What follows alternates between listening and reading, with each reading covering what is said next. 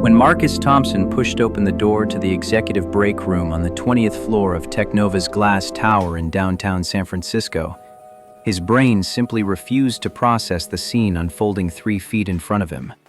Sarah Whitmore sat in the leather recliner positioned by the floor-to-ceiling windows overlooking the Bay Bridge, her charcoal Armani blazer draped over the armrest, the silk blouse beneath unbuttoned enough to reveal what Marcus's exhausted mind couldn't reconcile with any version of reality he understood. Little Jaden nestled against her chest, nursing with an intensity that sent ice through Marcus's veins, because this wasn't a bottle, wasn't the hypoallergenic formula he'd spent $200 on last week, wasn't anything remotely close to what should be happening between the CEO of a $3.2 billion company and an 8-month-old baby whose father stood frozen in the doorway like someone had just rewritten the laws of physics. Sarah's eyes lifted slowly, locking onto his without moving her head, without disturbing the baby whose small hands clutched at the fabric of her blouse with desperate familiarity. Tears streamed down her face in thick lines that carved through what remained of her makeup, mascara pooling at her jaw, and the expression she wore contained something Marcus had never seen in the 2 years he'd worked at Technova, never glimpsed even in passing when she walked through the engineering floor with that trademark Ice Queen efficiency that made junior developers literally step backward into cubicles. This was raw grief, exposed need, a vulnerability so absolute it felt obscene to witness. Her lips barely moved, the words emerging as broken whispers that Marcus almost didn't hear over the blood pounding in his ears. "Please close the door. Lock it. I forgot to lock it." Marcus's hand found the door handle through muscle memory alone, his conscious mind still 3 steps behind what his eyes were reporting. The lock clicked with a sound that seemed to echo through the silent room, and suddenly the world condensed to this impossible tableau. This CEO worth more than most small nations, cradling his son, while tears fell onto the baby's soft curls, while Jaden nursed with the kind of focused contentment Marcus hadn't witnessed in 8 months of watching his child reject every formula brand on the market. 20 minutes earlier, Marcus had been drowning in code at his desk on the 15th floor, 3 energy drinks deep into a debugging session that should have taken an hour but had stretched into its 4th because the legacy system integration kept throwing errors nobody could explain. The delivery deadline sat 5 hours away, immovable, because the sales team had promised the client a demo tomorrow morning, and failure wasn't an option when you worked at a company where missing deadlines got you added to the quarterly layoff spreadsheet. Jaden had been with Nicole from the UX team, probably chewing on one of those silicone teething toys while she sketched wireframes, and Marcus had allowed himself to sink into the zone where code became the only reality that mattered. Looking back now, he could identify the exact moment everything shifted, though he hadn't recognized it then. Tyler had wandered past his desk around 9:15, coffee mug in hand, mentioning something about Sarah taking Jaden to the 20th floor. The words had registered at surface level only, filed away as background information while Marcus wrestled with a particularly nasty database query. Sarah Whitmore taking his baby upstairs didn't trigger any alarms because Jaden had become the unofficial mascot of the entire engineering division, passed between developers like a good luck charm, showered with attention from people who spent most of their lives staring at screens, and welcomed the excuse to interact with something small and warm and human. But Sarah Whitmore was different. Sarah Whitmore was the woman who had built Technova from a seed-funded startup in a Palo Alto garage into a unicorn that dominated the enterprise software space, who had fired 300 people in a single day when the Series C funding fell through, who walked into board meetings and emerged with whatever she wanted through sheer force of will and strategic brilliance. Sarah Whitmore didn't do small talk in elevators, didn't attend the monthly happy hours, didn't interact with individual contributors beyond the occasional all-hands meeting where she delivered quarterly results with the warmth of someone reading a phone book. Marcus had never spoken directly to her, not once in 24 months, because there were 8 layers of management between a senior engineer and the CEO, and those layers existed for reasons that seemed self-evident. The realization that something was profoundly wrong had arrived gradually, building through a series of small observations that accumulated into dread. 30 minutes passed, then 45, and when Marcus finally extracted himself from the code long enough to check on Jaden, Nicole said she'd handed the baby to Michelle 15 minutes ago. Michelle hadn't seen Jaden in the last 20 minutes, thought maybe Tyler had him. Tyler was in a meeting. The chain of casual custody that usually worked perfectly suddenly revealed its gaps, and Marcus felt his chest constrict as he moved through the floor, asking increasingly urgent questions that all led nowhere, until someone mentioned seeing Sarah head toward the executive elevator with Jaden sleeping against her shoulder.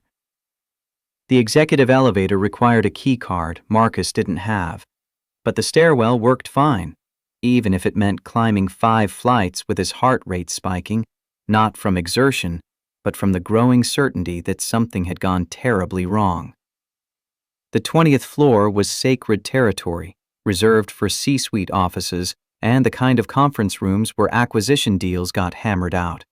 And Marcus had never set foot there before today, had never needed to, because his world existed in the concrete realm of API endpoints and data structures, not strategic vision and shareholder value. The executive assistant stationed outside Sarah's office had been on the phone, barely glancing up as Marcus moved past, and he'd followed the sound of silence to the break room at the end of the hall, expecting to find Jaden asleep in a portable crib, or maybe crying while Sarah tried unsuccessfully to soothe him, not prepared for anything close to the reality that ambushed him when he opened that door.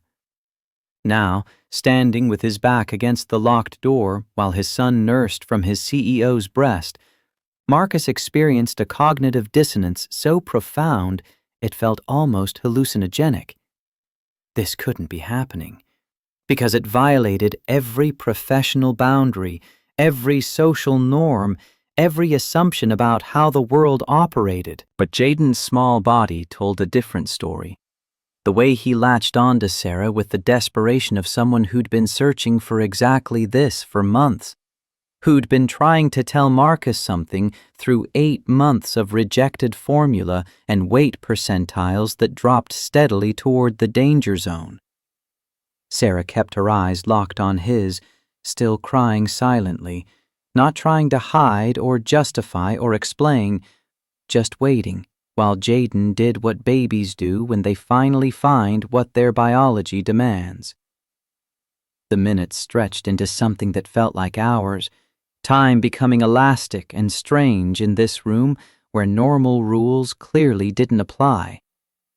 Marcus should have been angry, should have been horrified, should have been calculating how to report this to HR or whether California law made this kidnapping or assault or some category his mind couldn't name. Instead, he felt a collision of emotions so tangled he couldn't separate them into discrete threads, couldn't process anything beyond the simple observation that his son looked more content than Marcus had ever seen him, more satisfied, more fundamentally okay. The biological impossibility of what he was witnessing finally penetrated his shock enough to form words, though they emerged hoarse and uncertain. How is this even happening? Sarah took several deep breaths before responding, her voice raw in a way that suggested she'd been crying long before Marcus opened the door. Let him finish. Then I'll explain everything. I promise you'll understand. Or at least I hope you will. Because I know how this looks, and I know what you must be thinking. So Marcus waited, sinking slowly down the door until he sat on the polished hardwood floor that probably cost more per square foot than his monthly rent, watching the impossible scene continue while his mind spun through scenarios and explanations that all fell apart under the weight of reality. Sarah was his boss, technically several levels removed, but still in his chain of command. Sarah was 42 years old, according to her Wikipedia page, which he'd read when Technova's IPO made national news. Sarah was the ice queen of Silicon Valley, profiled in Forbes and Fast Company and Bloomberg, always photographed in severe black suits with her dark hair pulled into a bun so tight it looked painful, never smiling, never revealing anything beyond calculated corporate messaging. This version of Sarah Whitmore existed in a completely different universe, vulnerable and broken, and doing something so intimate that Marcus felt like a voyeur just by being present. But Jaden was his son, and whatever was happening here demanded answers, even if those answers rewrote everything Marcus thought he understood about professional boundaries and human behavior. Jaden's nursing slowed after another 10 minutes, his small body gradually relaxing into the boneless satisfaction of a completely satiated infant. Sarah adjusted her hold carefully, supporting his head with practiced ease that suggested she'd done this before, and Marcus filed that observation away, along with all the other impossible data points accumulating in his shell-shocked brain. She kept one hand cupped behind Jaden's skull while she used the other to fix her blouse. Movements economical and unself-conscious, and Marcus found himself looking away, even though the moment for modesty had passed somewhere around the time he'd watched his son nurse from a woman who wasn't his mother. When Sarah finally spoke, her voice carried the careful control of someone trying to hold together something that wanted desperately to shatter. This was the most important thing that ever happened to me. What just occurred in this room. I need you to understand that before anything else. Before you call security or HR or whoever you're already planning to call. Marcus shifted against the door, his back aching from the awkward position, but he couldn't seem to move, couldn't break the strange gravity of this moment. I'm not calling anyone yet. I just need to understand what the hell is going on. Sarah looked down at Jaden sleeping in her arms, peaceful in a way Marcus recognized from the early days after Keisha died, when his mother had flown out from Baltimore and somehow gotten the baby to sleep for 4-hour stretches despite Marcus's complete inability to manage more than 20 minutes before Jaden woke screaming. Whatever had just happened had produced the kind of deep, satisfied sleep that only came when a baby's most fundamental needs had been met, and Marcus couldn't ignore that evidence even as every other part of his brain insisted this situation demanded immediate action. I lost my daughter last week, Sarah said, the words emerging flat and dead despite the tears that hadn't stopped falling. Her name was Emma. I made it to 18 weeks this time, before my body decided it couldn't support life. 4th time. 4 pregnancies, 4 losses, each one taking a little more of whatever hope I had left. The information landed like a physical blow, recontextualizing everything Marcus thought he knew about the woman holding his child. Sarah Whitmore had always seemed more like a force of nature than an actual human being, someone who existed on a different plane where normal concerns about relationships and family and biological imperatives didn't apply. The idea that she'd been carrying grief this massive while running a billion-dollar company, while firing people and closing deals and projecting absolute confidence in quarterly earnings calls seemed impossible until Marcus remembered his own journey through the last 8 months, how he'd coded through funerals and debugged through nightmares, and somehow kept showing up to work, even when getting out of bed felt like climbing Everest. I didn't know, Marcus said, inadequate words for an inadequate moment. Nobody knew. Nobody knows anything about me beyond what Forbes publishes. I've made sure of that. Kept every personal detail locked down, because showing weakness in this industry gets you destroyed, gets you replaced by the board with someone younger and hungrier and willing to work 100 hours a week without the distraction of wanting things that normal people want. Sarah shifted Jaden slightly, her movements gentle and practiced, and Marcus noticed for the first time how naturally she held him, how her body had adapted to accommodate his weight without conscious thought. The pregnancy hormones are still in my system. My body prepared for a baby that isn't coming, produced milk for a child I'll never feed. When I picked up Jaden this morning, when he started fussing in that specific way babies do when they're hungry, something happened that I didn't plan or anticipate. The oxytocin flooded my system so fast, I actually felt dizzy. And suddenly my breasts were letting down milk, and Jaden was rooting against my chest with this desperate urgency, and I acted on instinct instead of logic. Came up here, locked the door, and gave him what he was asking for. The clinical explanation somehow made the situation feel more surreal rather than less, like Sarah was describing someone else's actions, some other woman who had crossed every conceivable line between appropriate and catastrophic. Marcus tried to organize his thoughts into coherent responses, but everything kept fragmenting against the image of Jaden, nursing with that desperate intensity. Against the knowledge that his son had just received something Marcus had assumed was lost forever when Keisha died on that operating table, while doctors shouted codes and nurses ran for equipment that arrived seconds too late. How long were you planning to do this without telling me? The question emerged harsher than Marcus intended, sharp enough that Sarah flinched, but he couldn't quite regret the tone because anger was starting to break through the shock. Righteous fury at the violation, even if the outcome had clearly benefited Jaden in ways Marcus couldn't deny. I wasn't planning anything. This wasn't calculated or premeditated. I picked up your son because he was crying and everyone else was busy, and my body responded in a way I couldn't control.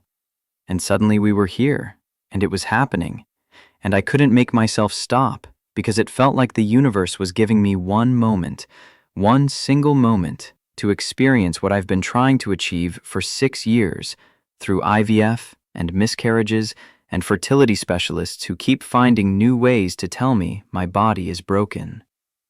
The rawness in Sarah's voice cut through Marcus's anger, exposing something underneath that looked a lot like his own grief, his own desperate scrambling to find meaning in loss that seemed senseless and cruel.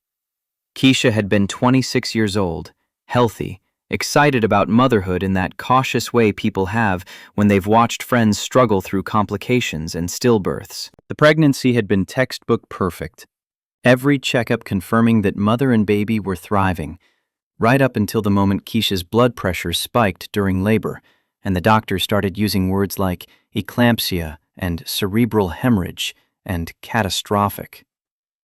Marcus had held his son for the first time while his wife died 6 feet away, had felt Jaden's tiny fingers curl around his thumb while monitors flatlined, and a doctor he'd never met before delivered the information that would detonate his entire life.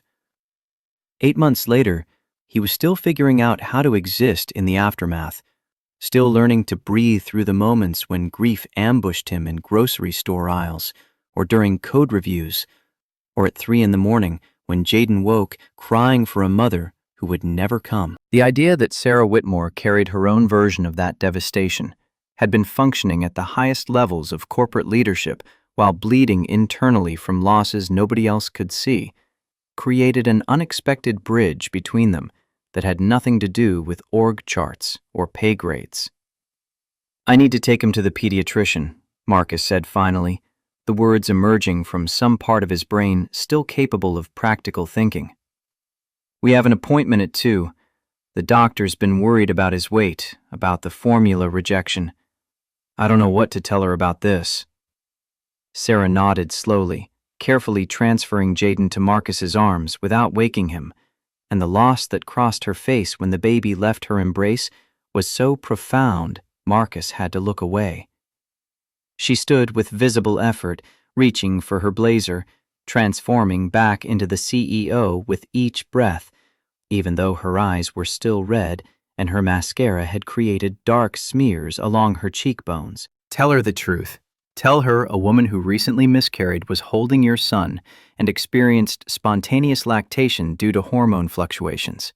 Tell her that your son nursed for approximately 35 minutes and fell into the deepest sleep you've seen in months. Tell her whatever medical facts are relevant to his care. Marcus rose as well, cradling Jaden against his chest while reaching for the door lock with his free hand. The baby's weight felt different somehow, more substantial, as if those 35 minutes had added density to his small frame. We're going to have to talk about this again, about all of this, because I still don't understand what just happened or what it means or what the hell I'm supposed to do with this information. Sarah met his eyes for a long moment, her expression settling back into the controlled mask Marcus recognized from company meetings, though something in her gaze remained raw and exposed. I know. And I'll answer whatever questions you have, explain anything you need explained. But right now, take care of your son. Make sure he's healthy. That's what matters. The drive to Dr. Morrison's office passed in the blur of San Francisco traffic and racing thoughts that refused to organize into coherent patterns. Marcus kept glancing at the rearview mirror, watching Jaden sleep in the car seat with that same profound contentment, occasionally checking to make sure this was real and not some stress-induced hallucination brought on by too many energy drinks and too little sleep. The appointment had been scheduled for weeks, another in the long series of increasingly worried visits where Dr. Morrison documented Jaden's failure to thrive, where percentile charts showed downward trajectories and the specter of hospitalization loomed closer with each weigh-in that came back below expectations. Dr. Morrison had delivered hundreds of babies during his 30 years at UCSF Benioff Children's Hospital, had seen every variation of feeding difficulty and failure to thrive, but his expression when Marcus explained what had happened suggested this particular scenario was new territory, even for someone with his experience. He listened without interrupting while Marcus laid out the facts in chronological order, starting with finding Jaden missing from the 15th floor and ending with Sarah's explanation about miscarriage and spontaneous lactation, trying to keep his voice clinical and detached, even though the story felt insane coming out of his own mouth. And you're certain it was actual breastfeeding, not bottle feeding with expressed milk or formula. Marcus shifted Jaden to his other shoulder, the baby still sleeping peacefully despite being in the examination room where he usually screamed through the entire appointment. I saw it with my own eyes. There was no bottle involved. It was direct nursing, and Jaden latched on like he'd been doing it his entire life instead of being exclusively formula-fed since birth. Dr. Morrison removed his wire-rimmed glasses, cleaning them with methodical precision that suggested he was buying time to formulate a response. His office had photographs on the walls showing him at various stages of his career, starting as a young resident in Atlanta and progressing through decades of practice that eventually brought him to California, to this pediatrics clinic where Marcus had been bringing Jaden since week 2 when the first formula experiments began failing. The medical facts are straightforward enough, Dr. Morrison said, replacing his glasses and pulling up Jaden's chart on the computer. Women who experience late-term pregnancy loss can indeed produce milk due to sustained hormone levels, particularly if they were in the second trimester or beyond. The letdown reflex can be triggered by proximity to an infant, especially one actively seeking to nurse. From a nutritional standpoint, breast milk is incomparably superior to any formula on the market, which is why the American Academy of Pediatrics recommends exclusive breastfeeding for at least 6 months whenever possible. Marcus heard the clinical information, processed it on an intellectual level, but his emotional response remained tangled and confused. "But this isn't my wife breastfeeding our son. This is my boss, someone I don't know beyond professional interactions, someone who just did something that feels like it should be illegal, or at minimum, completely inappropriate." Dr. Morrison leaned back in his chair, his expression shifting from clinical to something more personal, more grounded in the messy realities that medical textbooks didn't adequately address. Wet nursing has existed throughout human history, Marcus. It was standard practice for centuries, continues to be common in many cultures today. The taboo around it is relatively recent and largely cultural rather than medical.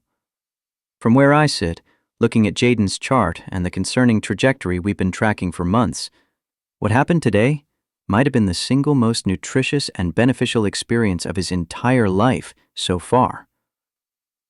The words landed with unexpected weight, reframing the situation in a way Marcus hadn't considered while standing in that 20th floor break room watching his CEO cry. He'd been thinking about boundaries and appropriateness and what HR would say, not about the simple biological fact that his son had just received exactly what his body had been desperately seeking for 8 months of frustrated formula rejection. "He's never nursed this well before," Marcus admitted, looking down at Jaden's peaceful face. "Keisha died before she could even try breastfeeding. We went straight to formula in the hospital, and it's been a nightmare ever since. 4 different brands, 3 different bottle types, consultations with lactation specialists who had no solutions because there was no breast milk to work with. Watching him refuse food over and over while his weight dropped has been killing me slowly. And today he nursed for half an hour like it was the most natural thing in the world."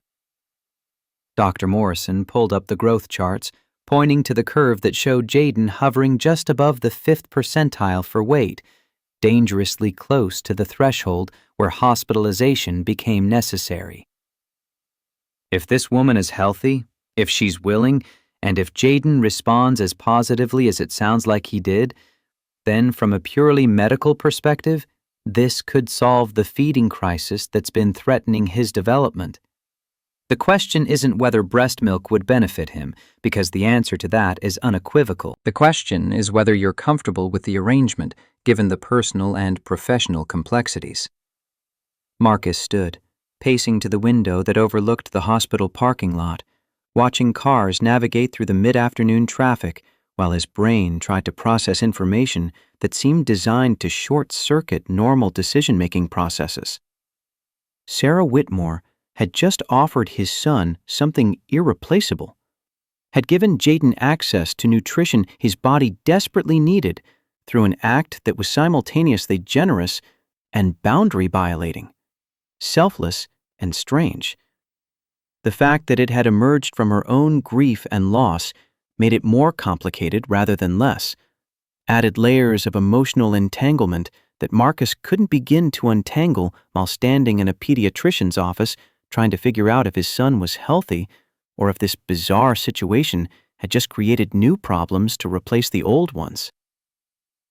"I need to talk to her again," Marcus said finally. "Need to understand if this was a one-time thing driven by hormones and grief, or if there's something more happening here that I should be aware of." Dr. Morrison nodded, making notes in Jaden's chart that would document this appointment in ways that would probably baffle any future doctors who reviewed the records. "Whatever you decide, make sure Jaden continues getting adequate nutrition. His development depends on it. The feeding difficulties we've been tracking aren't sustainable long-term.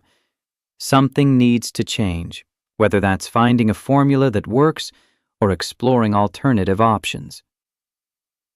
The drive back to Technova took 40 minutes through typical San Francisco congestion, and Marcus used the time to call his mother in Baltimore, putting the phone on speaker while navigating through the financial district toward the glass tower that housed his office and his CEO, and the impossible situation that had detonated his understanding of professional boundaries. Beverly Thompson had raised 3 sons as a single mother in Baltimore's rougher neighborhoods, had worked double shifts as a hospital administrator to keep food on the table, and Marcus in the magnet school that eventually earned him a scholarship to Berkeley.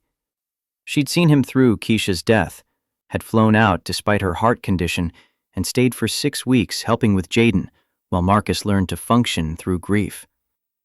Her voice on the phone carried that particular tone of maternal concern that suggested she already knew something was wrong before Marcus said a word. "Baby, you sound exhausted. What's happening?" Marcus told her everything, the words spilling out in a confused rush that probably didn't make much sense, but captured the essential insanity of the day. He expected shock, maybe disapproval, possibly anger at this woman who had crossed lines without permission. What he got instead was silence, the kind of thoughtful quiet that meant his mother was actually processing instead of reacting, considering the situation from angles Marcus hadn't thought to examine. "You know your grandmother fed half the neighborhood babies back in the day," Beverly said finally, her voice carrying memories of a South Carolina childhood Marcus only knew through stories. Women helped each other raise children, because that's what community meant. If your milk came in and your neighbor's baby was hungry while she was at work, you fed that child. Nobody thought twice about it, because survival mattered more than whose breast the baby was latched to. Marcus hadn't expected that response, hadn't anticipated his mother reaching for cultural memory that predated modern anxieties about appropriate boundaries. "That was a different time, Mama. This is my boss we're talking about, the CEO of the company. There are power dynamics and professional concerns and 100 reasons why this could explode in my face." Beverly's laugh came dry and knowing, carrying decades of navigating white corporate America as a black woman who'd climbed from secretary to hospital administration through sheer persistence. "Baby, I understand power dynamics better than you think. I also understand that your son has been slowly starving for 8 months while you tried every solution modern medicine could offer. This woman just gave Jaden something you couldn't provide, something his body desperately needed, and she did it from her own grief and loss. That's not power dynamics. That's grace, showing up when you least expect it." The words hit harder than Marcus wanted to admit, exposing the fear underneath his concerns about appropriateness, the shame he'd been carrying about failing to solve Jaden's feeding crisis through acceptable channels. He was supposed to be the provider, the protector, the father who could handle everything even when everything felt impossible. Accepting help from his CEO, from a woman he barely knew, from someone whose own pain had somehow intersected with his son's needs, felt like admitting defeat in ways Marcus wasn't ready to process. What if she's not stable? What if this is some grief reaction that passes and leaves Jaden dependent on something that disappears? Beverly's voice softened, taking on that particular quality she used when Marcus was being stubborn about something he needed to hear. "Then you figure it out the same way you've been figuring everything else out. But right now, today, your son is sleeping peacefully for the first time in months. That's not nothing, Marcus. That's everything. Don't let pride or fear or professional concerns stop you from accepting a blessing just because it comes wrapped in uncomfortable packaging." Marcus pulled into the Technova parking garage, finding his assigned spot on the 3rd level, while Jaden continued sleeping in the back seat with that same profound contentment. The conversation with his mother had shifted something in his perspective, opened space for considering this situation from angles that weren't purely about boundaries and appropriateness. But accepting that shift meant having another conversation with Sarah, meant going back up to the 20th floor and asking questions he wasn't sure he wanted answered. The engineering floor felt different when Marcus returned, though probably nothing had actually changed beyond his perception of the space where he spent 60 hours a week writing code and debugging systems. Nicole asked about the appointment with casual interest, and Marcus deflected with vague statements about weight checks and formula discussions. not ready to explain the real situation to colleagues who knew Sarah Whitmore only as the terrifying executive who occasionally swept through on corporate tours. The afternoon crawled past with Marcus accomplishing nothing productive, his attention fragmenting between the sleeping baby in the portable crib beside his desk and the 20 floors above, where Sarah presumably sat in her corner office making decisions that affected thousands of employees and millions of dollars. Around 5:30, as the office began its evening exodus toward the parking garage and BART stations and buses that would carry people back to apartments and houses scattered across the Bay Area, Marcus made a decision that felt simultaneously inevitable and terrifying. He packed up Jaden's gear with mechanical precision, everything fitting into the oversized backpack that had become his constant companion, and walked to the elevator bank with his heart rate climbing toward levels usually reserved for sprint intervals or emergency room visits. The executive elevator required a key card Marcus didn't have, but the main elevator went to every floor, even if it meant enduring security protocols and checkpoints. The 20th floor reception area was emptier than it had been at 9 that morning, just Catherine at her desk outside Sarah's office, reading something on her computer with the intense focus that suggested end-of-day email processing. She looked up when Marcus approached, her expression shifting through surprise and suspicion before settling on professional neutrality. "Mr. Thompson, Ms. Whitmore isn't taking meetings today." Marcus adjusted his grip on Jaden, who was starting to wake from the afternoon nap that had lasted 4 hours longer than any previous sleep session in recent memory. "I think she'll want to see me. It's about this morning." Something flickered across Catherine's face. Recognition or understanding, or maybe just the awareness that whatever was happening here fell outside her job description. She picked up her phone, spoke quietly into it, listened for a moment, then gestured toward the heavy oak door that led to the corner office Marcus had only seen in company press releases. "She says to come in." Sarah's office occupied the northwest corner of the building, windows on 2 walls offering views of the Bay Bridge and the fog rolling through the Golden Gate in thick banks that would blanket the city by nightfall. The furniture was minimalist and expensive, steel and glass and leather in shades of black and charcoal. No personal photographs or decorative touches beyond a single orchid on the credenza that looked professionally maintained. Sarah sat behind her desk reviewing documents, and she didn't look up immediately when Marcus entered. Didn't acknowledge his presence until he'd crossed half the distance to her desk and stopped, uncertain whether to sit or stand or speak first. When she finally raised her eyes, Marcus saw exhaustion that went bone deep, the kind of weariness that no amount of sleep could fix, because it came from carrying weight that never got lighter. "I thought you might come back," Sarah said, her voice flatter than it had been in the break room, more controlled, more like the CEO voice Marcus recognized from quarterly meetings. "Sit, please." Marcus settled into one of the leather chairs across from her desk, positioning Jaden on his lap so the baby could see around the office, taking in the world from his father's arms with wide eyes that suggested full awareness despite being barely 8 months old. "I talked to the pediatrician and my mother, and I've been thinking about what happened this morning for the last 6 hours.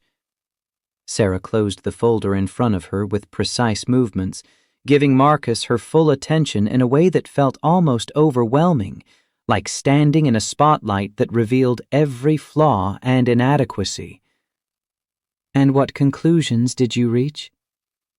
Marcus took a breath, organizing thoughts that still felt jumbled and uncertain despite hours of mental processing. "That I don't understand what happened or why it happened. But I can't deny that Jaden responded to you in ways he's never responded to formula. That the pediatrician confirmed breast milk would be incomparably better for his development than anything I can buy in a store." That my mother reminded me wet nursing used to be normal before modern society decided it was weird. He paused, watching Sarah's expression for reactions that remained carefully controlled, giving nothing away. But I also need to know if this was a one-time thing driven by grief and hormones, or if there's something else happening here that I should understand before I make any decisions about my son's welfare. Sarah stood, moving to the window that overlooked the bridge, her posture rigid in a way that suggested she was holding herself together through conscious effort. I've lost 4 babies in 6 years. 4 pregnancies that ended in different kinds of devastation, each one taking something I can't get back. Last week I lost Emma at 18 weeks, after spending 4 months believing this time would be different. This time my body would cooperate. This time I'd finally get to experience motherhood instead of just failing at it repeatedly. She turned to face Marcus, and the control in her expression had started to crack, showing the grief underneath. When I held your son this morning, when my body responded by producing milk, when he latched on and nursed like he'd been waiting his entire life for exactly that, I felt what I've been chasing for 6 years. I felt needed. I felt capable. I felt like maybe all this suffering had some purpose beyond just destroying me slowly. The honesty in her words created a space Marcus hadn't expected, an opening for something that looked almost like understanding, despite the massive gap between their lives and experiences. I can't give you guarantees about hormones or how long my body will produce milk or whether this makes any kind of sense from a rational perspective. What I can tell you is that feeding your son today was the most important thing I've done in my entire life, more meaningful than any deal I've closed or any company I've built. And if you'll allow it, I'd like to continue, not as your boss, not as some corporate arrangement, but as someone who desperately wants to experience at least part of motherhood, even if it's not with my own biological child. Marcus looked down at Jaden, who had started reaching for his face with chubby hands, babbling nonsense syllables that were slowly developing toward actual words.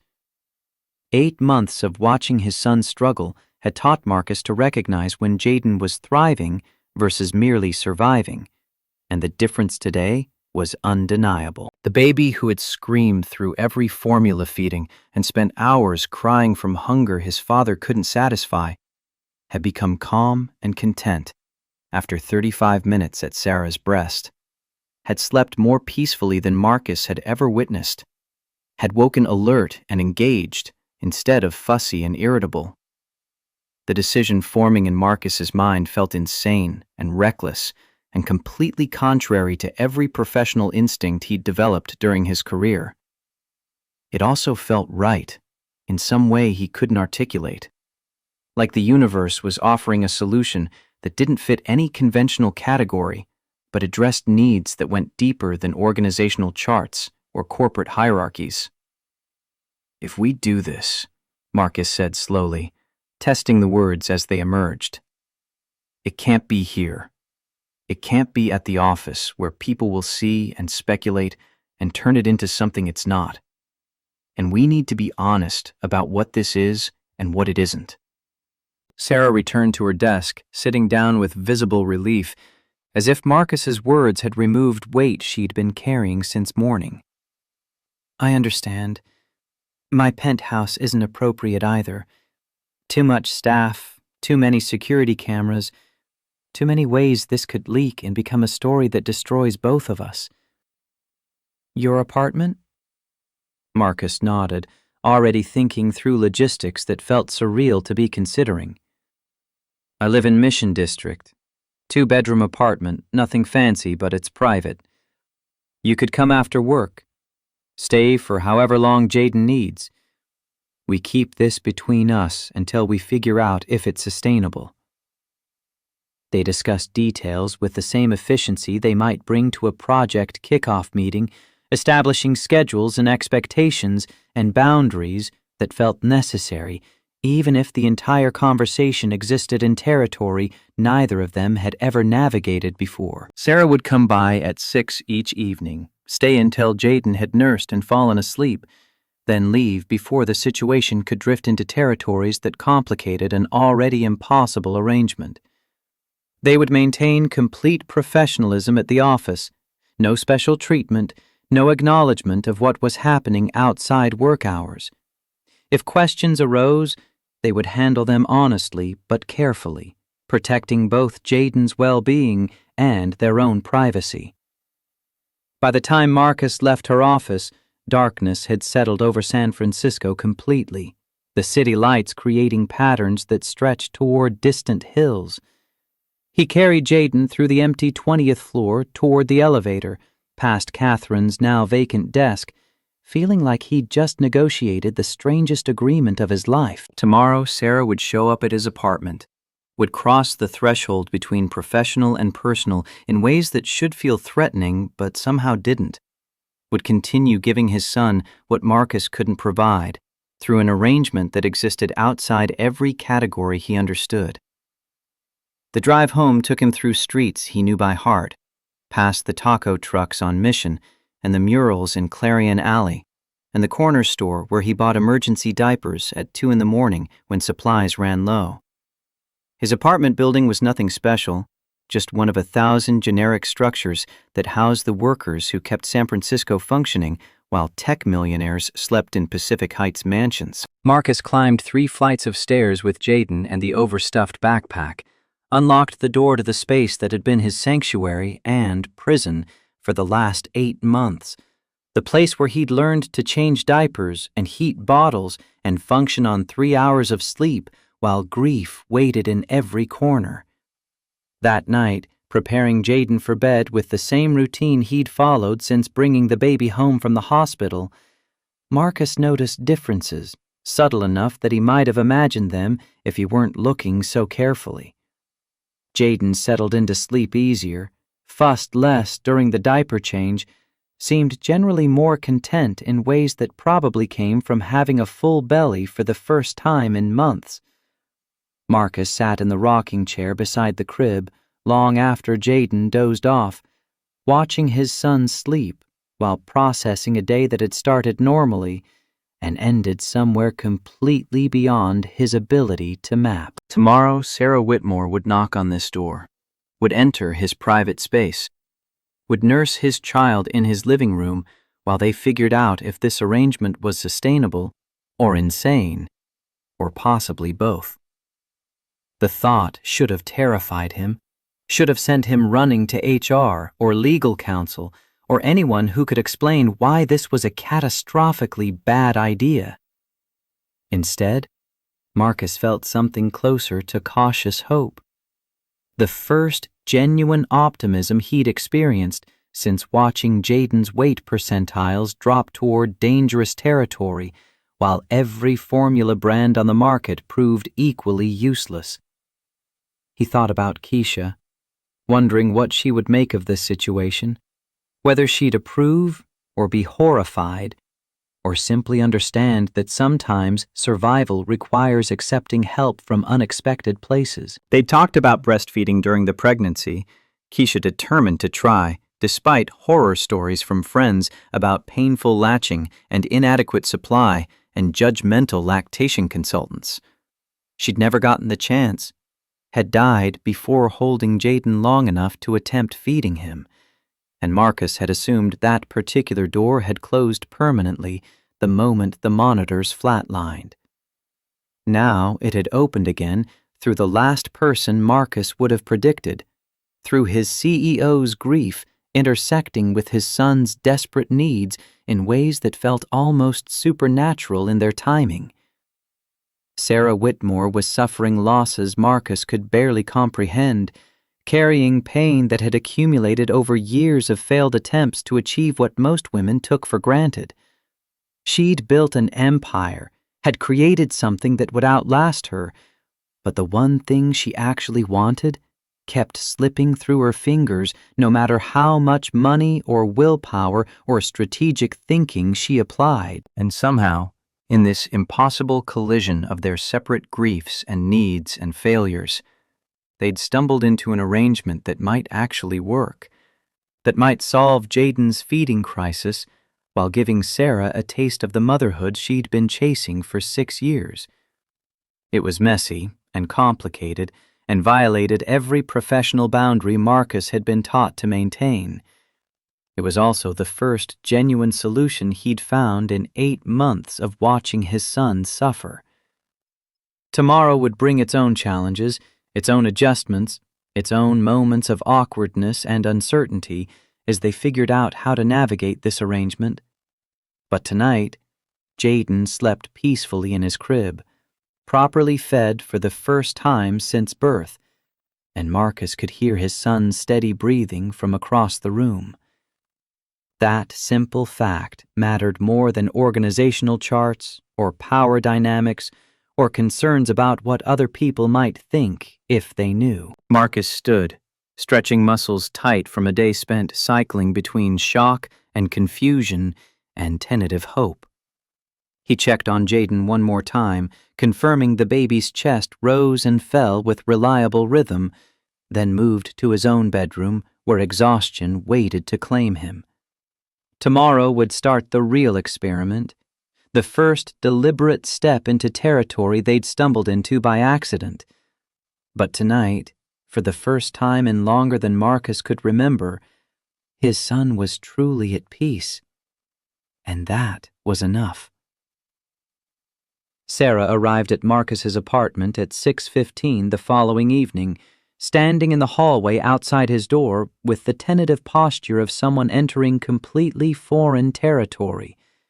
She'd changed from the severe black suit into dark jeans and a simple cashmere sweater, her hair down for the first time Marcus had ever witnessed, falling past her shoulders in waves that made her look younger and somehow more vulnerable. The transformation from Ice Queen CEO to nervous woman about to cross an intimate threshold was so complete that Marcus almost didn't recognize her when he opened the door. "Come in. Jaden's been fussy for the last hour. I think he knows you're coming."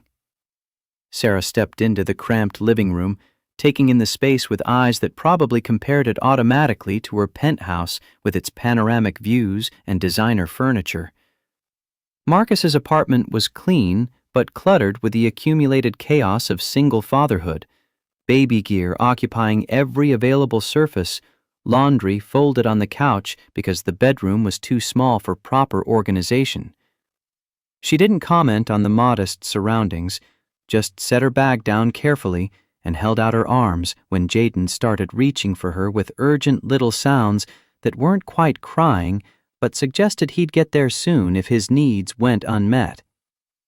The transition was immediate and striking. Jaden settled against Sarah's chest, rooting with the same desperate focus Marcus had witnessed yesterday, and within seconds, he'd latched on and begun nursing with intensity that suggested his body remembered exactly what had happened in that 20th floor break room. Sarah sank into the rocking chair Marcus had positioned by the window, her entire frame relaxing as Jaden fed, and Marcus busied himself in the kitchen area pretending to clean dishes that were already clean, because watching this felt too intimate despite having agreed to the arrangement. They didn't speak for the first 20 minutes. Sarah focused entirely on Jaden while Marcus moved between kitchen and living room with manufactured tasks that kept his hands busy. The silence wasn't uncomfortable exactly, more like the cautious quiet of two people navigating new territory without a map, figuring out boundaries through trial and error rather than explicit discussion. Eventually, Marcus ran out of things to pretend to organize and settled on the couch with his laptop, pulling up code reviews that needed completion before tomorrow's stand-up meeting. "You can relax," Sarah finally said, her voice low to avoid disturbing Jaden. "I know this is strange, but we might as well accept that strange is our new normal." Marcus closed the laptop, accepting that productive work wasn't happening while his CEO nursed his son 15 feet away. "How long does your doctor think the milk will last?" the hormones from the miscarriage. Sarah shifted slightly, adjusting Jaden's position with practiced ease that suggested muscle memory was building faster than conscious skill. She wasn't sure.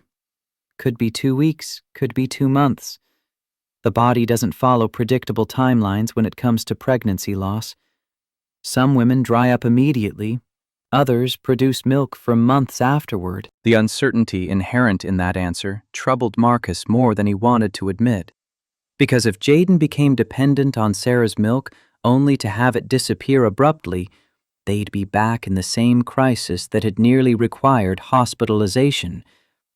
But voicing that concern felt ungrateful, given what Sarah was offering, so Marcus filed it away, along with all the other anxieties accumulating around this arrangement. "What made you pick him up yesterday? Out of all the times Jaden's been at the office, you'd never shown interest before." Sarah's expression shifted, memories crossing her face that carried visible pain. "I heard him crying from my office. The sound cut through a conference call about Q3 projections, and suddenly nothing else mattered except getting to that baby. I told the board I'd call them back and went down to the 15th floor without really thinking about why. When I picked him up, something clicked in my body that I wasn't prepared for." The oxytocin response was so overwhelming, I actually felt lightheaded. She paused, watching Jaden nurse with an expression that mixed wonder and grief in equal measure. "I've held babies before, at company events when executives bring their families. It never affected me like this, never triggered anything beyond polite interest. But Jaden was different. Or maybe my body was different because of Emma, or maybe the universe just decided that particular moment was when everything would align in the worst and best possible way simultaneously."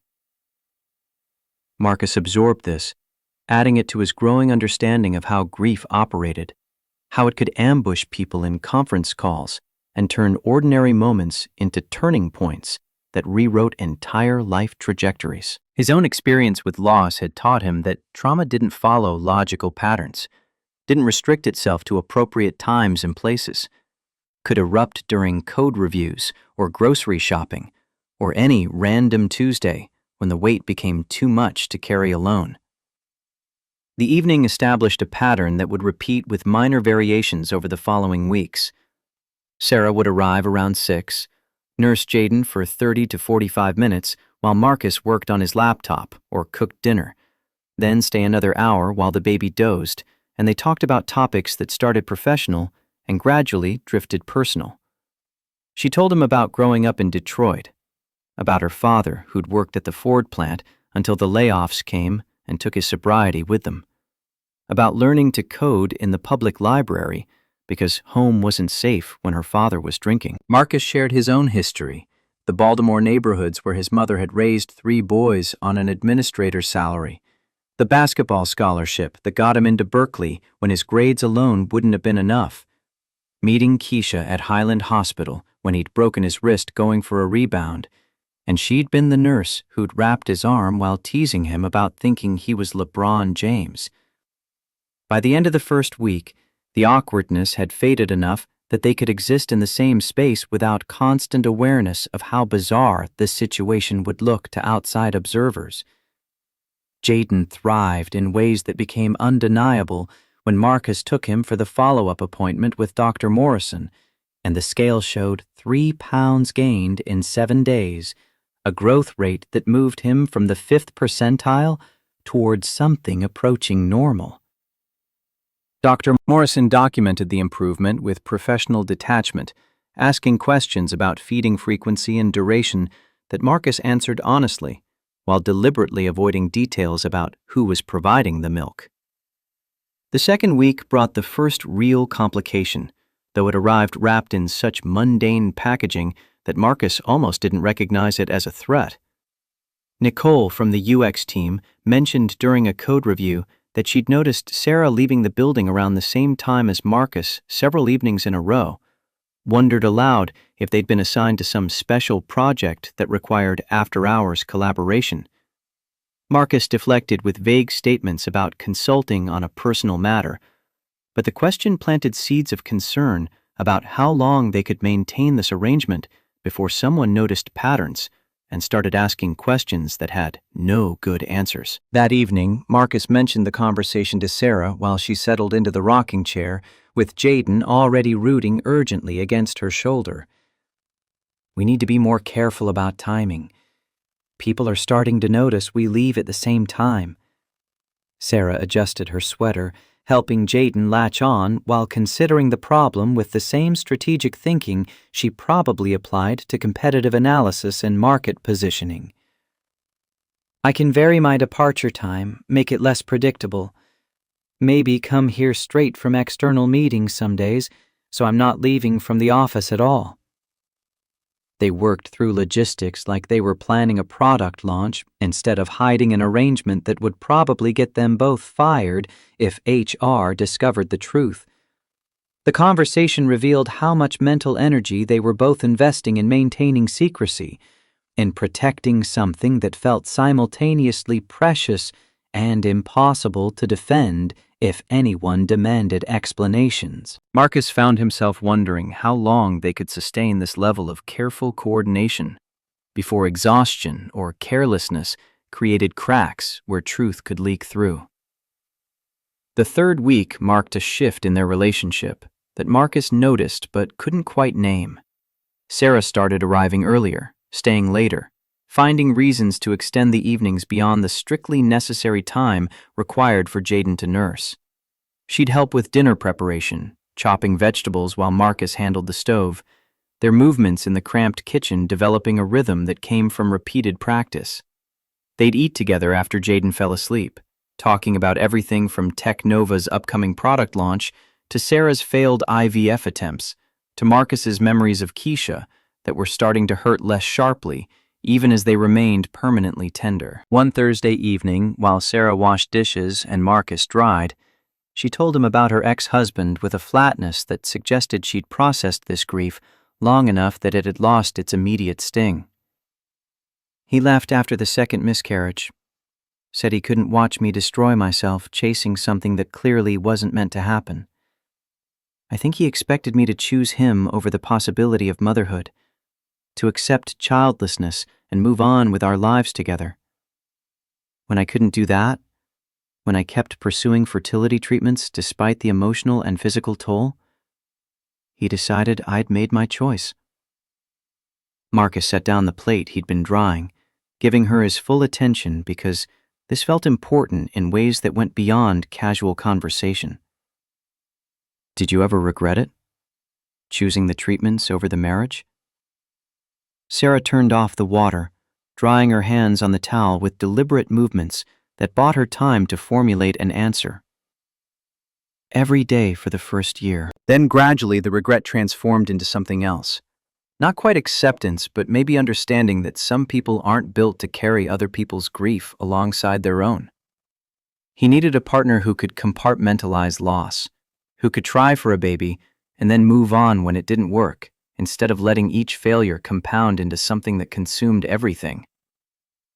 She looked at Marcus with an expression that held both vulnerability and strength, acknowledging pain without being destroyed by it. "I couldn't be that person. Can't be that person.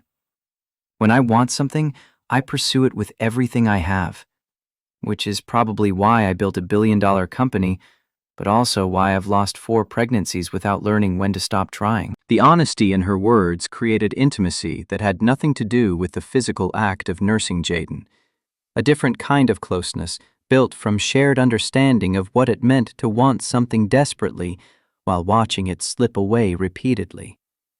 Marcus recognized the pattern from his own experience with grief, the way loss didn't diminish just because time passed, how absence could become a permanent presence that shaped every decision and perspective. "Keisha used to say I loved too hard," Marcus offered, the memory arriving with unexpected gentleness. "That I needed to learn how to want things casually, to care less intensely so disappointment wouldn't hit as brutally. She was probably right, but I don't know how to be any other way." Sarah smiled, a real smile that transformed her face completely, erasing the Ice Queen mask to reveal someone younger and more approachable underneath. Maybe that's why we ended up here. Two people who can't do anything halfway, who commit completely, even when the smart move would be protecting ourselves. The moment stretched between them, charged with recognition that felt dangerous in its implications. Marcus broke eye contact first, returning to the dishes with renewed focus, because acknowledging the connection forming between them meant confronting questions about where this arrangement was heading beyond the immediate practical concerns about Jaden's nutrition. By the fourth week, Sarah had become such a regular presence in Marcus's apartment that Jaden would start fussing around 6 o'clock, regardless of whether he was actually hungry. His internal clock apparently calibrated to expect her arrival. The baby's development had accelerated dramatically, reaching milestones that Dr. Morrison documented with professional satisfaction while carefully avoiding questions about the specifics of Jaden's feeding routine. Marcus watched his son transform from the listless infant who'd barely responded to stimulation into an engaged, alert baby who smiled readily and babbled constantly, reaching for toys with improving coordination and sleeping through most nights in stretches that allowed Marcus to function like a semi-normal human being. But success brought its own complications, particularly around the question of sustainability. Sarah's milk production showed no signs of decreasing, her body apparently committed to the fiction that she was nursing her own biological child rather than someone else's son. Medical literature suggested that continued stimulation could maintain lactation indefinitely, that women throughout history had served as wet nurses for years if demand remained consistent. The implication was clear. This arrangement could continue as long as they wanted it to, which raised questions neither of them seemed ready to address directly. Late one Friday evening, after Jaden had dozed off and Sarah was gathering her things to leave, Marcus finally asked the question that had been building for weeks. What happens when this stops being just about feeding Jaden? When it becomes something more complicated than a practical arrangement? Sarah froze with her bag half packed, her back to Marcus, and the silence that filled the apartment felt heavy with implications neither of them had been willing to name aloud until now. I don't know, she admitted, turning to face him with an expression that mixed fear and hope in ways that probably mirrored his own tangled feelings. I know we said this was just about Jaden's nutrition, just a temporary solution to a medical crisis. But somewhere along the way, it became the most important part of my day, the thing I look forward to more than anything happening at work or anywhere else in my life. Marcus stood, closing the distance between them until only a few feet separated their positions in the small living room where they'd spent 4 weeks building something that didn't fit any category either of them understood. You're my boss. You're 14 years older than me. Everyone would say I'm taking advantage, or you're abusing your power, or this whole situation is completely inappropriate. Sarah held his gaze, not flinching from the uncomfortable truth in his words. I know all of that. Know what it would look like if anyone found out, how it would destroy both our careers and probably get me removed as CEO. But I also know that I've never felt more like myself than I do here, in this cramped apartment with you and Jaden, doing something that has nothing to do with quarterly earnings or market share or any of the metrics that supposedly define success. The vulnerability in her admission broke something loose in Marcus's chest, some final resistance to acknowledging what had been growing between them alongside the practical arrangement about feeding his son. I think I'm falling in love with you, he said, the words emerging quiet but clear, carrying weight that seemed to fill the entire apartment. I know that's insane. I know it complicates everything. But I can't keep pretending this is just about Jaden when you're the first person I've wanted to see every day since Keisha died. Sarah closed the remaining distance, her hand finding his with a tentative touch that asked permission while offering connection. I've been in love with you for 2 weeks. Tried to deny it, tried to convince myself this was just about filling the void Emma left. But that's not what this is. You make me feel seen in ways nobody has since before I became successful enough that people only saw the company or the money or the reputation. Marcus pulled her into an embrace that felt simultaneously natural and earth-shattering, Sarah's frame fitting against his in ways that suggested they'd been moving toward this moment since she'd walked into his apartment 4 weeks ago. They stood holding each other while Jaden slept peacefully in the bedroom, while the San Francisco night settled over the city outside, while everything they'd been carefully not discussing finally found expression in physical contact that promised complications neither of them could fully anticipate. "We can't do this at work," Marcus said into her hair, breathing in whatever expensive shampoo she used that probably cost more than his monthly grocery budget.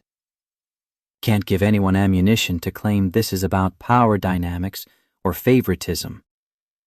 Sarah pulled back enough to meet his eyes, her expression serious despite the tears gathering at the corners. Complete professionalism at the office. No special treatment, no acknowledgement of anything happening outside working hours. If anything, I should probably be harder on you than other engineers to avoid any appearance of preferential treatment. They both recognized the inherent absurdity of negotiating professional boundaries while standing in an embrace that had already demolished most conventional definitions of appropriate executive-employee relationships. But the attempt itself mattered, the effort to establish rules that might protect them if this situation eventually exploded in their faces. Marcus kissed her then, tentative at first, and then with growing confidence as Sarah responded with equal intensity.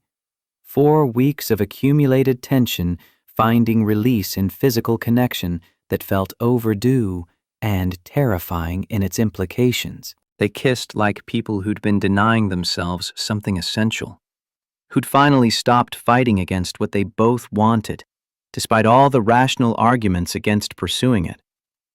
When they finally separated, breathing hard, Marcus recognized that they'd just crossed a threshold that couldn't be uncrossed, that this arrangement had officially become something far more complicated than a practical solution to Jaden's feeding crisis. Sarah must have reached the same conclusion, because she stepped back, creating physical distance while her expressions cycled through emotions too complex to name. "I should go. Need to think about what this means, how we navigate it without destroying everything we built." Marcus nodded, understanding the need for space even as part of him wanted her to stay, to keep talking through implications and complications until they'd mapped every possible consequence. But some things needed processing alone, in the quiet hours when brutal honesty became possible without the distraction of another person's presence. Sarah gathered her things with movements that had lost their earlier efficiency, her hands slightly unsteady as she packed her bag and checked her phone and prepared to return to whatever penthouse apartment awaited her across the city. At the door, she paused, looking back at Marcus with an expression that mixed joy and terror in equal measure. "Same time tomorrow?" Marcus managed a smile that felt shaky but genuine. "Jaden will be waiting. So will I." After she left, Marcus stood in the center of his living room processing what had just happened, what they'd just acknowledged, what doors they'd opened that would reshape both their lives in ways neither could fully predict. He checked on Jaden, confirming the baby slept peacefully, then moved to the window where he could see Sarah's Tesla pull out of the parking lot below, red taillights disappearing into San Francisco traffic. The smart move would be pumping the brakes, establishing firm boundaries, maybe even ending the arrangement before emotional entanglement made everything impossible to untangle. But Marcus had never been good at smart when it contradicted what his heart demanded, had never learned how to want things casually or protect himself from potential devastation. He was all in or all out, committed completely or not at all. And somewhere in the last 4 weeks, he'd committed to Sarah Whitmore in ways that went far beyond agreeing to let her nurse his son. Saturday brought new complications when Beverly called from Baltimore, her voice carrying the particular quality that meant she'd been worrying about something and finally decided intervention was necessary. Baby, I need to ask you something, and I need you to be honest with me, even if the answer is complicated. Marcus settled onto the couch with Jaden playing on a blanket at his feet, toys scattered in the chaos that marked weekend mornings. "What's going on, Mama?" Beverly took an audible breath, gathering courage for whatever question she'd been building toward. "Are you developing feelings for this woman? This Sarah who's been helping with Jaden?" The directness of the question caught Marcus off guard, despite knowing his mother had always possessed uncomfortable accuracy when it came to reading her son's emotional states from 3,000 miles away. "What makes you ask that?" Her laugh came dry and knowing. "Marcus Antonio Thompson, I've been your mother for 28 years. I know when you're falling for someone based on how your voice changes when you talk about them." Every time you mention Sarah, you sound like you did when you first met Keisha, like the whole world just got brighter and more complicated simultaneously. Marcus closed his eyes, accepting that lying to his mother had never worked, and wouldn't start working now, despite the distance between Baltimore and San Francisco. "I kissed her last night, told her I was falling in love with her. She said she felt the same way." The silence on the other end stretched long enough that Marcus started worrying the connection had dropped. But then Beverly spoke with the careful tone she used when delivering hard truths wrapped in love. "Baby, I understand loneliness. Understand wanting connection with someone who sees you beyond the grief and the single parenthood and all the weight you've been carrying. But this woman is your boss, has power over your career, and there's no version of this that doesn't get complicated in ways that could hurt you badly." Marcus watched Jaden grab a plastic ring and try to fit it in his mouth, drooling contentedly, completely unaware that the adults around him were navigating emotional minefields. "I know all the reasons this is a bad idea, Mama. Know it could explode my career, know the age gap means we're in different life stages, know that starting a relationship under these circumstances is probably the worst decision I could make right now." He paused, finding words for feelings that still felt too new to articulate completely. "But she makes me feel alive again, in ways I haven't felt since Keisha died. Makes me remember that I'm more than just Jaden's father, more than a grief-stricken widower trying to survive. When I'm with her, I can breathe fully, instead of just taking shallow breaths to get through the day." Beverly's sigh carried 3,000 miles of maternal concern and understanding fighting for dominance. "Then I won't tell you not to pursue it, because you're a grown man who gets to make his own choices even when those choices scare his mother.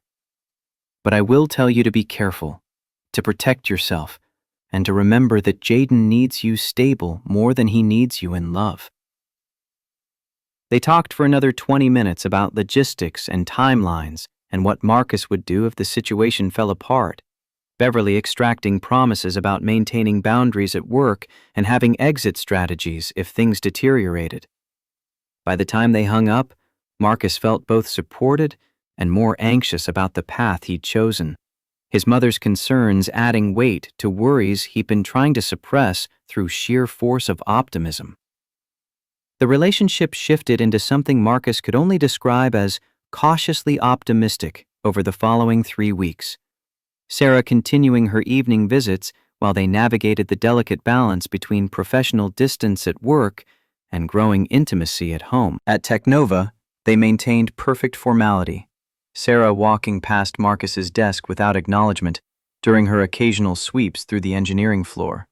Marcus attending all-hands meetings where she delivered quarterly projections with the same ice-cold precision that had earned her reputation.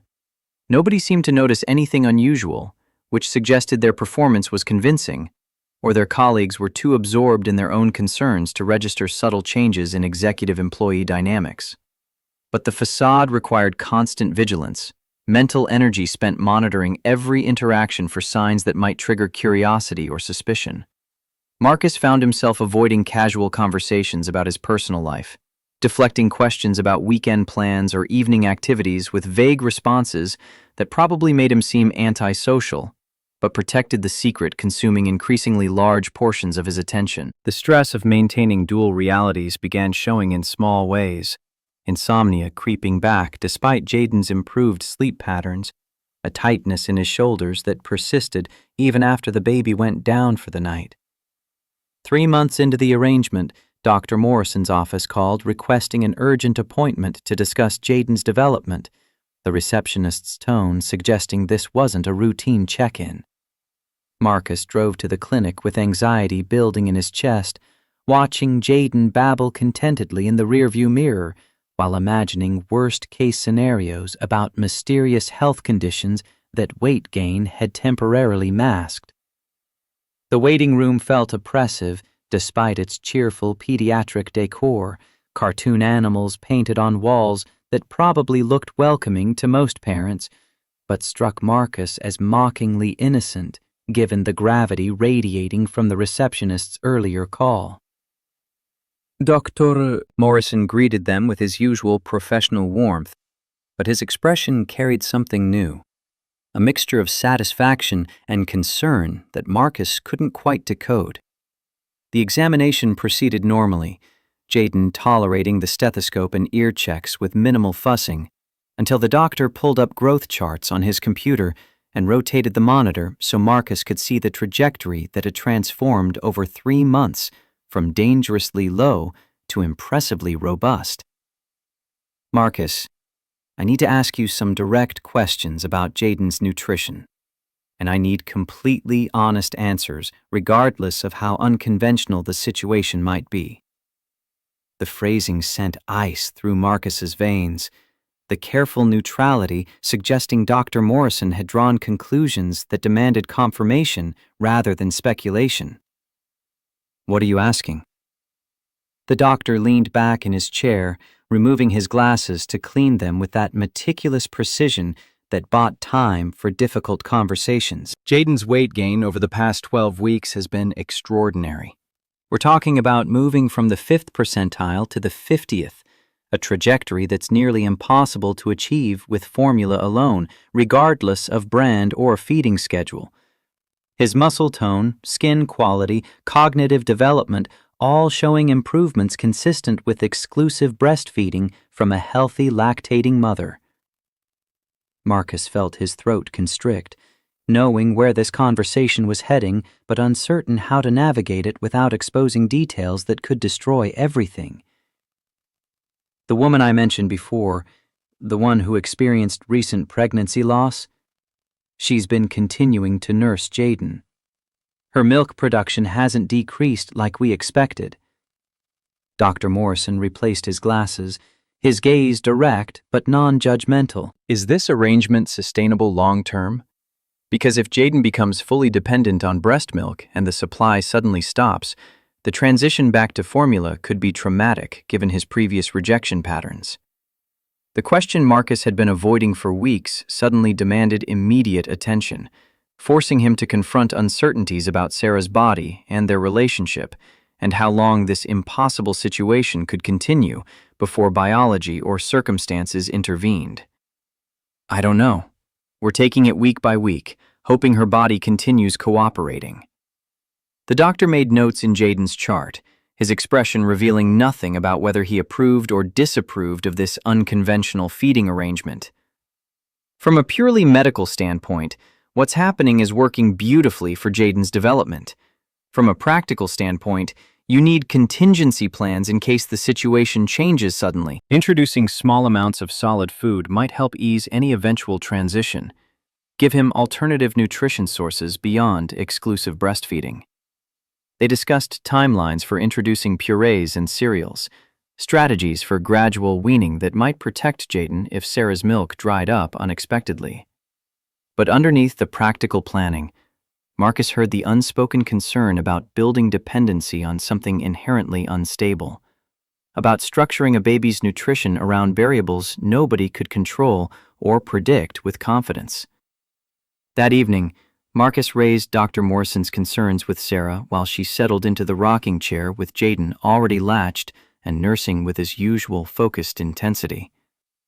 She listened without interrupting, her expression shifting through emotions that ranged from defensive to worried as Marcus outlined the sustainability questions and contingency planning recommendations. "My body shows no signs of stopping," Sarah finally responded, her voice tight with something that sounded like fear beneath the surface confidence. "I pump during lunch at work to maintain supply, do everything lactation consultants recommend to keep production consistent. Unless something catastrophic happens, I should be able to continue indefinitely." Marcus heard the qualifier embedded in that assurance, the acknowledgement that catastrophic events did happen, that Sarah's history included 4 pregnancies ending in catastrophe when everything suggested they shouldn't. Building Jaden's entire nutritional framework around her body meant accepting risk that formula, for all its inadequacies, didn't carry. "We should start introducing solids like Dr. Morrison suggested. Not to replace you, but to give Jaden alternatives in case your supply changes." Sarah's expression flickered with something that looked like hurt before settling back into careful neutrality. "Of course. Whatever's best for Jaden." The tension that entered the room suggested they'd touched something deeper than feeding logistics, some fear Sarah carried about becoming dispensable once her primary function could be replaced by jars of puree and rice cereal. Marcus recognized the insecurity because he'd felt it himself during those early months when Jaden's rejection of formula made Marcus feel fundamentally inadequate as a father, incapable of providing the most basic sustenance his child required. "This isn't about replacing you," Marcus clarified, moving to kneel beside the rocking chair so they could maintain eye contact while Jaden nursed. "It's about protecting him if something happens that neither of us can control. You're not just a milk source, Sarah. You're his godmother, the person who saved his life when nobody else could. And nothing about introducing solid food changes that." Sarah's eyes filled with tears that she blinked back furiously, nodding acceptance even as her body language revealed ongoing struggle with the implications. "I know. I just keep waiting for the moment this all falls apart. For my body to fail the way it's failed at everything else related to motherhood. The fact that nursing Jaden works feels like borrowed time. Like I'm getting something I don't deserve, and eventually the universe will notice the accounting error and take it back." The vulnerability in her admission broke Marcus's heart, exposing how deeply Sarah's repeated losses had eroded her ability to trust good things when they appeared. He covered her free hand with his own, squeezing gently while searching for words that might penetrate the fear. "You deserve this.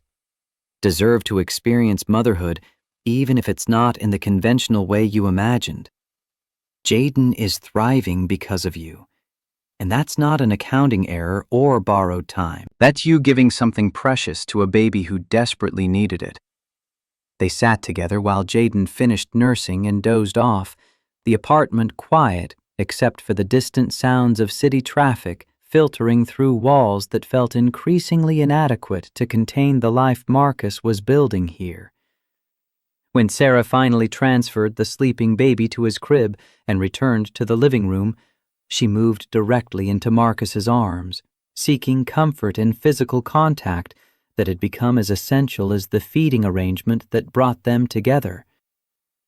"I'm terrified of losing this," Sarah whispered against his chest.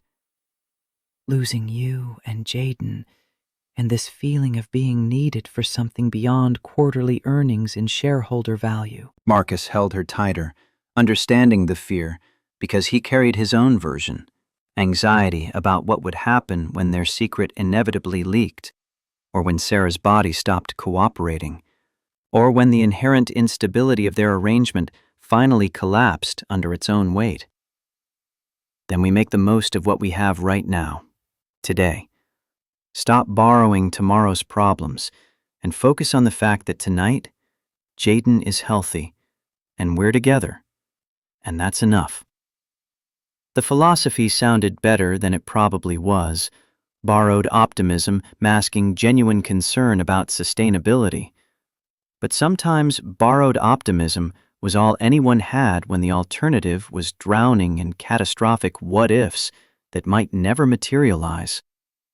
The crisis Marcus had been dreading arrived on a Tuesday morning 4 months into their arrangement, delivered via an email from TechCrunch that pinged his phone at 7:30 while he was preparing Jaden's morning bottle of supplemental formula. The subject line read, "Ice Queen Secret, Technova CEO spotted in unexpected location."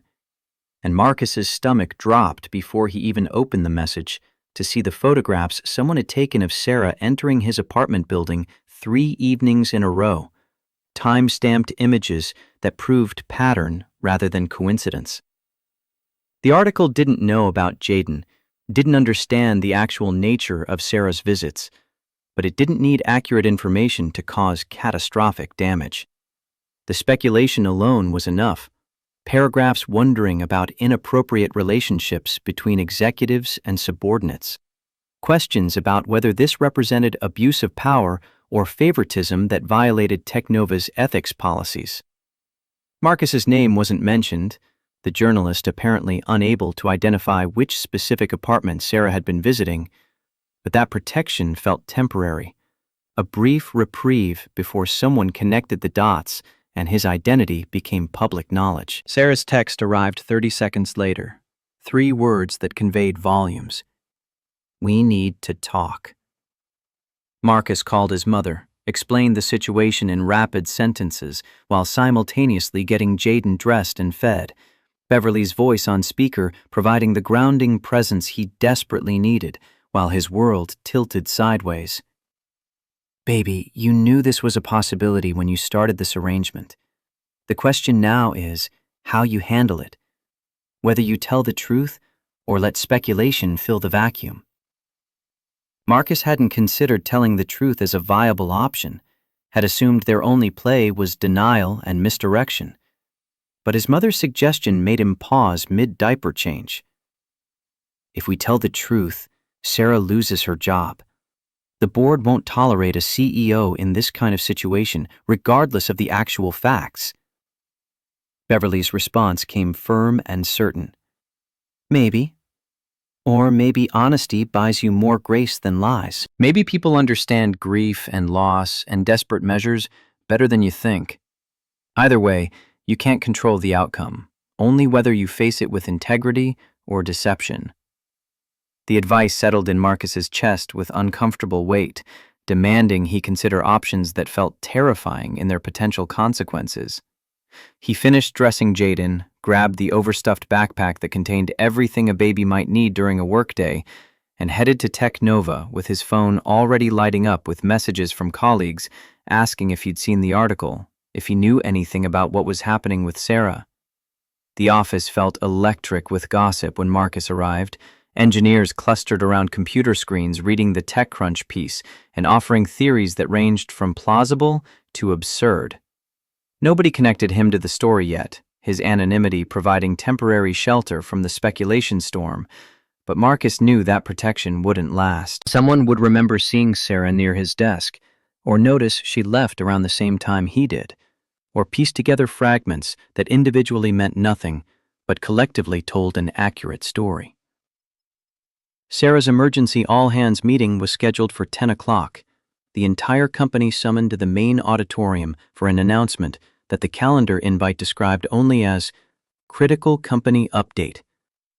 Marcus attended because absence would draw more attention than presence, settling into a back row with Jaden strapped to his chest in the carrier, trying to project calm he absolutely didn't feel. while the auditorium filled with employees speculating loudly about whether they were getting acquired or going public or experiencing some other corporate upheaval. Sarah walked onto the stage at 10 precisely, her posture rigid with the control Marcus recognized from moments when she was barely holding herself together through sheer force of will. She wore her trademark severe black suit, hair pulled into that painfully tight bun, every inch the Ice Queen CEO who'd built a billion-dollar company through strategic brilliance and ruthless efficiency. But Marcus could see the cracks in her armor, the slight tremor in her hands as she gripped the podium, the tightness around her eyes that suggested she'd been crying recently. "Many of you have seen the TechCrunch article that published this morning," Sarah began, her voice projected through speakers that carried it to every corner of the packed auditorium. "The article speculates about inappropriate relationships and ethics violations based on photographs of me visiting an employee's residence over several months. I'm here to address those speculations directly, rather than allowing rumor and misinformation to fill the vacuum." The room went completely silent. 1,500 employees collectively holding their breath while Sarah prepared to detonate whatever bomb she'd assembled. 4 months ago, I experienced my 4th pregnancy loss. My daughter Emma died at 18 weeks gestation, the latest in a series of miscarriages that have defined my attempts at motherhood for the past 6 years. In the immediate aftermath, my body continued producing milk due to sustained pregnancy hormones, a biological response that occurs in some women following late-term loss. Sarah paused, her hands gripping the podium so tightly her knuckles went white, and Marcus felt his own breathing stop as he realized what she was about to reveal. At the same time, one of our engineers was struggling with his 8-month-old son who had severe feeding difficulties, rejecting all formula brands and dropping to dangerously low weight percentiles that threatened to require hospitalization. When I held this baby, my body responded by letting down milk, and the infant nursed for the first time since his mother's death during childbirth 8 months prior. The collective gasp that rippled through the auditorium felt like a physical force, shock radiating outward as employees processed information that violated every assumption about their CEO's private life. Marcus held Jaden closer, the baby mercifully sleeping through a moment that was about to expose them both to scrutiny neither had chosen.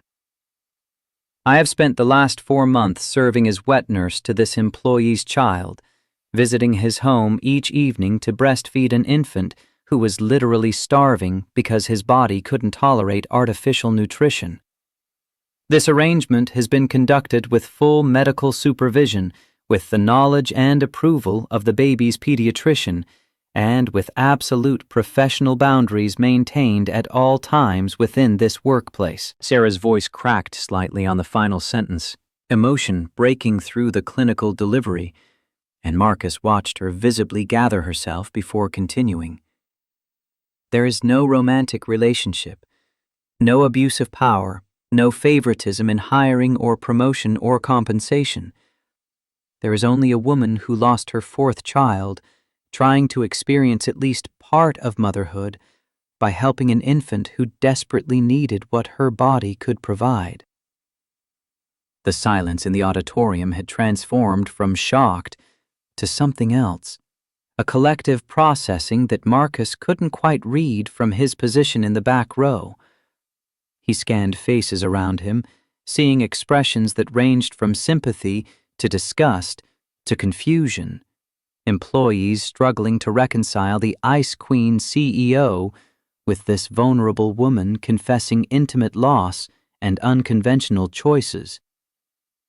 "I am resigning as CEO effective immediately," Sarah continued, the words landing like physical blows. "Not because I believe I did anything wrong, but because I understand that this situation compromises my ability to lead effectively, regardless of the actual facts. The board has already accepted my resignation, and interim leadership will be announced within the hour." Marcus felt the world tilt. everything he'd feared condensing into reality as Sarah systematically destroyed her career to protect the truth about what they'd been doing. He wanted to stand up, to shout that she didn't need to do this, that they could find another way to manage the fallout. But moving would identify him as the employee in question, would expose Jaden to the judgment and speculation Sarah was trying to shield them from by taking full responsibility. I want to be absolutely clear about one thing. Sarah's voice strengthened, finding power in honesty that corporate messaging had never provided. I've built this company from nothing into something that employs 1,500 people and creates value for millions of customers. I am proud of that work, proud of what we've accomplished together. But the last 4 months, nursing this baby, experiencing a shadow of what motherhood might have been, has meant more to me than any acquisition or product launch or valuation milestone. She paused, tears now visible on her face despite the bright stage lighting, vulnerability on full display for every employee watching. We build companies. We chase valuations and market share and competitive advantage. But sometimes the most important thing we can do is simply help another human being survive. That's what I chose to do. And I would make the same choice again, regardless of the professional cost. The auditorium erupted into chaos the moment Sarah stepped off stage, employees shouting questions that went unanswered as she disappeared through the side exit. Marcus sat frozen in his seat, while people around him debated and speculated and argued about what they'd just witnessed. Jaden waking up and starting to fuss against his chest. He needed to leave before someone connected the dots, needed to get out of this building before his identity became public, and the speculation turned toward him. But Catherine, Sarah's assistant, appeared at his row before he could move, leaning down to whisper urgently. Ms. Whitmore asks that you bring Jaden to her office. She's waiting. Marcus followed Catherine through hallways that felt surreal, passing colleagues who were too absorbed in processing Sarah's announcement to notice him slipping toward the executive elevator. The 20th floor was eerily quiet, most of the C-suite executives presumably in emergency sessions with legal and PR trying to manage the fallout. Catherine ushered him into Sarah's office and closed the door, leaving Marcus alone with the woman who'd just sacrificed everything to protect their secret. Sarah stood by the window overlooking the bay, her back to him, shoulders shaking with sobs she'd suppressed during the public announcement. Marcus crossed to her, Jaden between them as he wrapped his arms around her from behind, feeling her body shake with the force of released emotion. You didn't have to resign, Marcus managed, his own voice breaking. We could have found another way. Sarah turned in his arms, her face destroyed by tears and grief, and something that might have been relief underneath the devastation. Yes, I did. The board gave me an ultimatum. End the arrangement and submit to ethics investigation, or resign immediately. I couldn't end this. Couldn't abandon Jaden when he's still dependent on me.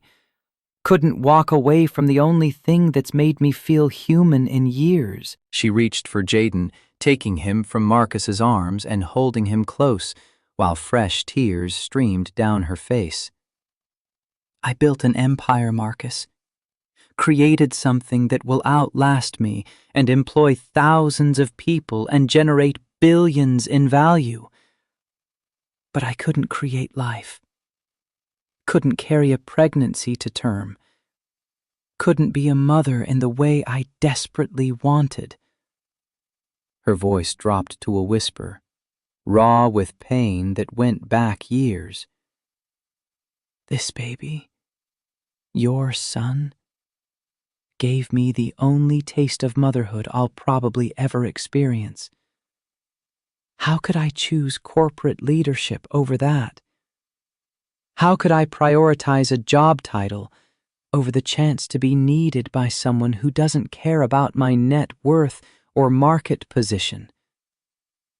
Marcus understood then, that this hadn't been a choice for Sarah. Not really. That her decision to resign had been inevitable the moment the board forced her to pick between professional reputation and personal meaning. She'd spent 6 years chasing motherhood through fertility treatments and repeated loss, had built walls of professional achievement around the emptiness where children should have been, and Jaden had finally given her access to the things she actually wanted beneath all the corporate success. "What happens now?" Marcus asked, the question encompassing so many uncertainties he couldn't articulate individually. Sarah wiped her eyes, attempting to compose herself while still holding Jaden close. Now I figure out who I am without the CEO title. Start the foundation I've been planning for years to help women dealing with infertility and pregnancy loss. Continue being Jaden's godmother and wet nurse for as long as my body cooperates. She met Marcus's gaze directly, vulnerability mixing with determination.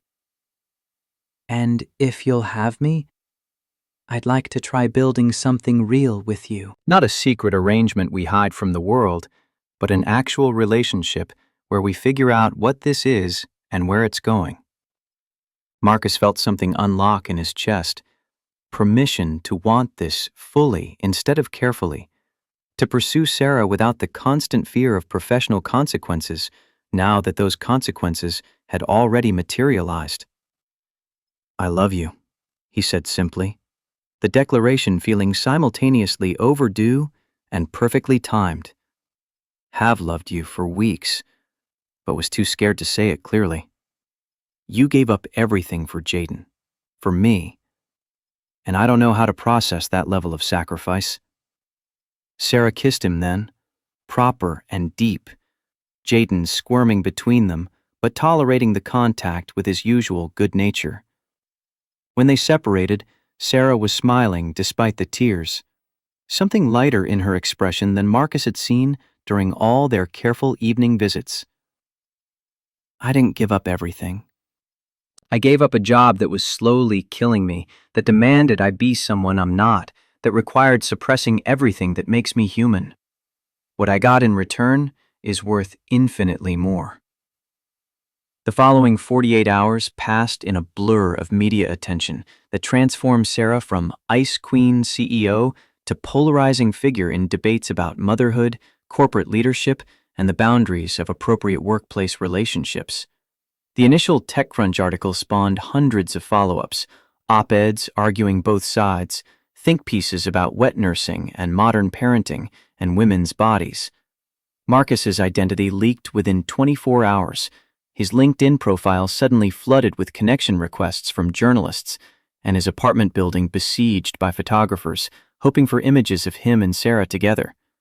Beverly flew out from Baltimore, despite her heart condition, arriving with enough motherly concern and practical support to help Marcus navigate the chaos. She took one look at Sarah when they finally met properly, the former CEO showing up at Marcus's apartment for the evening feeding while camera flashes went off in the parking lot below, and pulled her into a hug that lasted long enough to make Sarah cry again.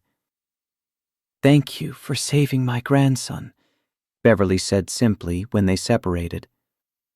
"Thank you for loving him enough to give up everything."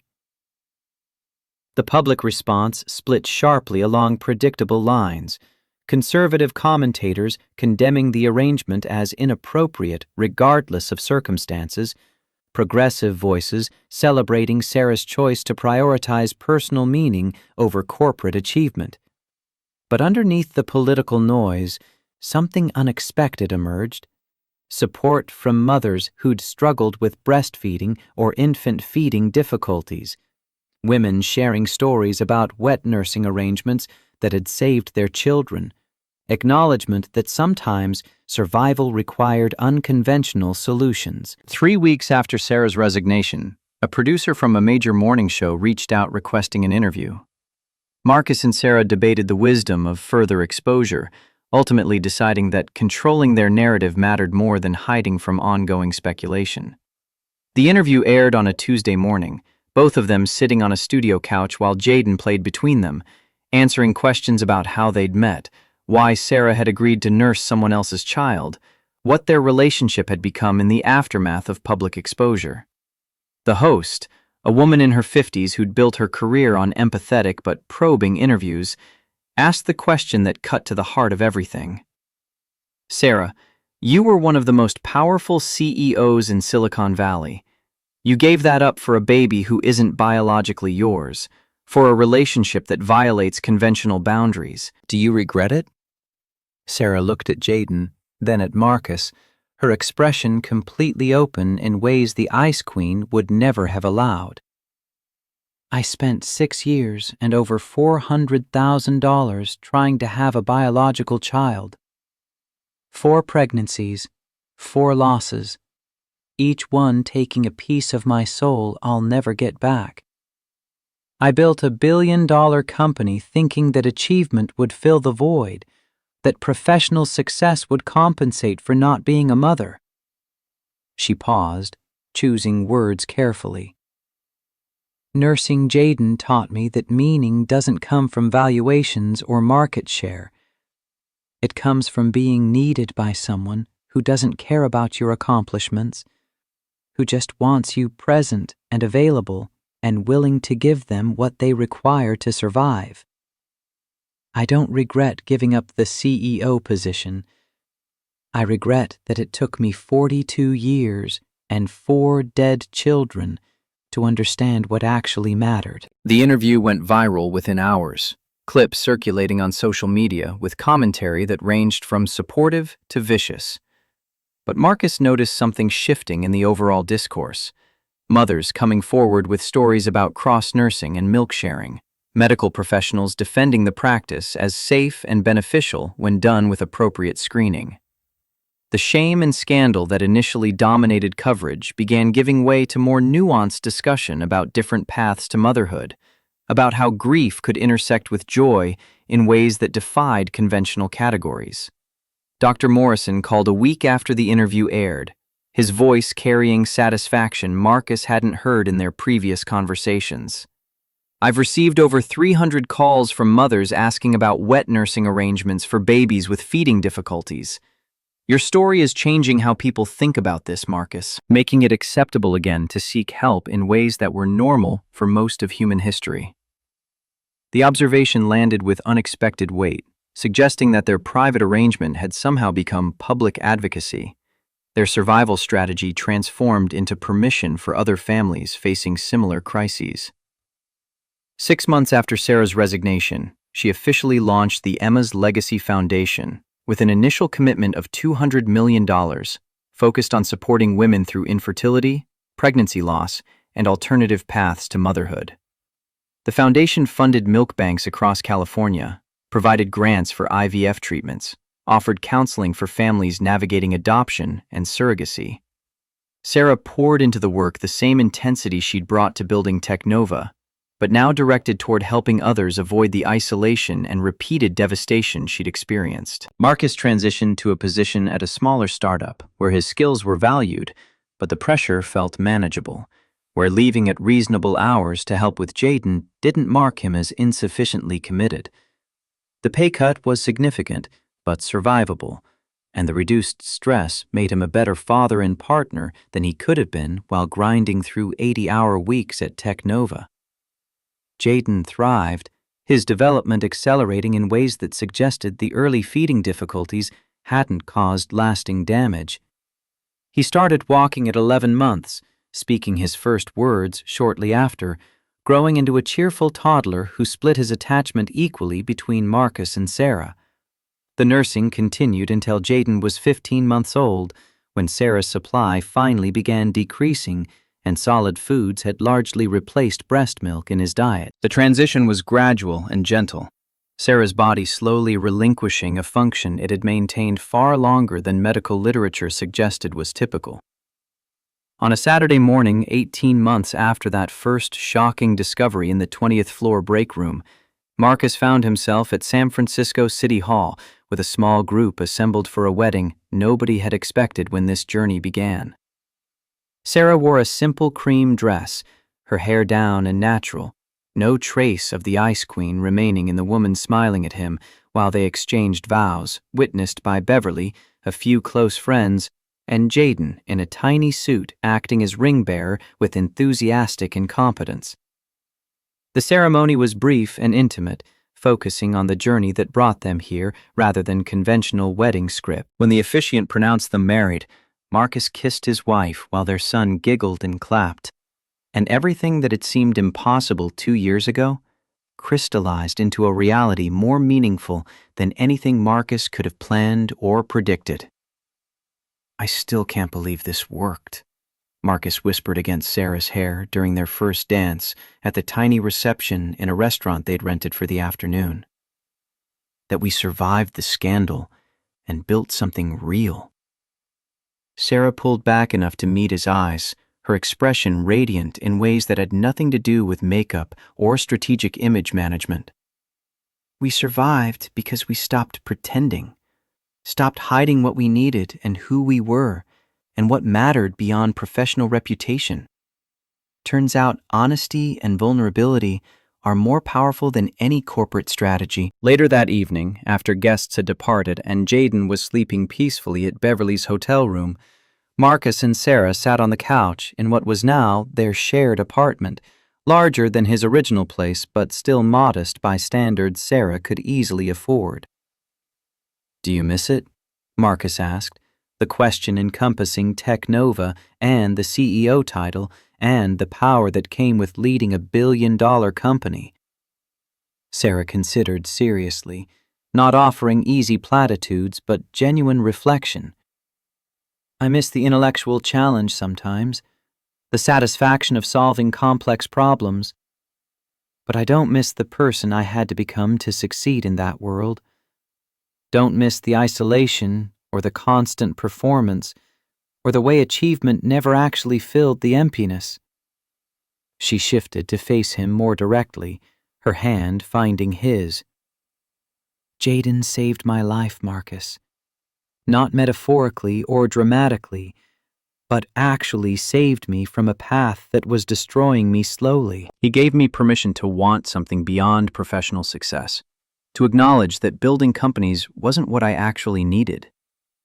Marcus understood, having traveled his own version of that journey, learning that being a good father mattered more than impressing managers or climbing corporate ladders. They sat together in comfortable silence, the city lights visible through windows that overlooked a neighborhood where actual families lived instead of tech millionaires, where children played in parks and people knew their neighbors' names. Jaden woke them at 6 the next morning, having been delivered back by Beverly, who had her own flight to Baltimore to catch. The toddler climbed into bed between them, demanding breakfast with the imperious tone of someone who knew he was loved unconditionally by the two people who'd fought so hard to keep him healthy and thriving. Sarah scooped him up, carrying him toward the kitchen while Marcus followed, the three of them moving through morning routines that had become familiar through repetition.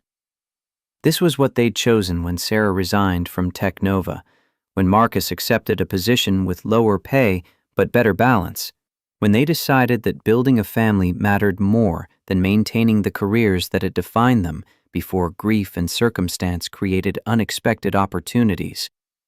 Not everyone understood their choices, not everyone approved of how they'd navigated those impossible early months, but understanding and approval from outsiders had never been the point.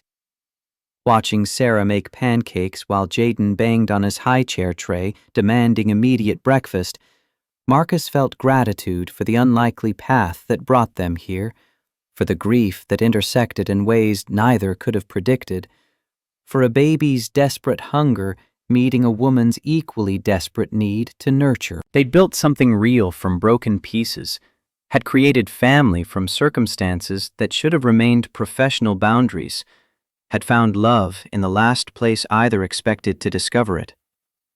The world might debate whether their arrangement had been appropriate or scandalous or revolutionary, but for the three people eating breakfast together in a San Francisco apartment while morning light streamed through east-facing windows, the only thing that mattered was that they'd survived. They'd found each other, and they'd built something worth more than any corporate valuation or professional title could measure.